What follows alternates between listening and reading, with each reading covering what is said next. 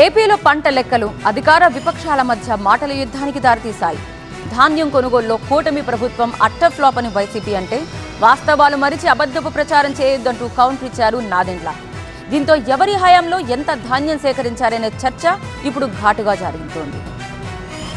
తుఫాన్ తాకిడితో రాయలసీమ జిల్లాల్లో జోరుగా వానలు కురుస్తున్నాయి. అదే సమయంలో రాజకీయాలు కూడా జోరందుకున్నాయి. తుఫాన్కి లింక్ చేస్తూ అధికార విపక్షాల మధ్య ట్వీట్ల సునామీ మొదలైంది.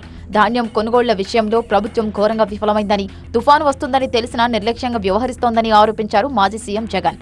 సకాలంలో కొనుగోళ్లు చేపట్టకపోవడంతో ధాన్యం తడిసిపోయి రైతులు రోడ్డున పడ్డారంటూ సోషల్ మీడియా ద్వారా ప్రకటించారు జగన్.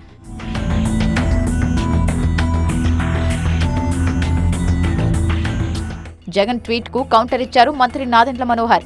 ధాన్యం కొనుగోళ్లలో వాస్తవ లెక్కలు తెలుసుకోవాలని చురక అంటించారు. గత ఏడాది ఇదే సమయానికి 4.43 లక్షల మెట్రిక్ టన్నుల ధాన్యం సేకరిస్తే ఈ ఏడాది 9.14 లక్షల మెట్రిక్ టన్నుల ధాన్యాన్ని సేకరించామన్నారు. ఏ జిల్లాలో ఎంతెంత ధాన్యం సేకరించామనే లెక్కలు కూడా చూపించారు. పైగా 24 గంటల్లోనే రైతుల ఖాతాలో డబ్బులు జమ చేస్తున్నామన్నారు. కూటమి ప్రభుత్వం కాకి లెక్కలు చెబుతోందని, రైతుల్ని గాలి కొదిలేసిందని, దళారీ వ్యవస్థ పెరిగిపోయిందని ఆరోపిస్తోంది వైసీపీ. జగన్ ప్రభుత్వంలో అయితే తడిసిన ధాన్యం కూడా అమ్మకానికి వచ్చేదని, ఇప్పుడు కూటమి ప్రభుత్వం గిట్టుబాటు ధర కూడా ఇవ్వలేకపోతోందని దుయ్యబట్టింది వైసీపీ.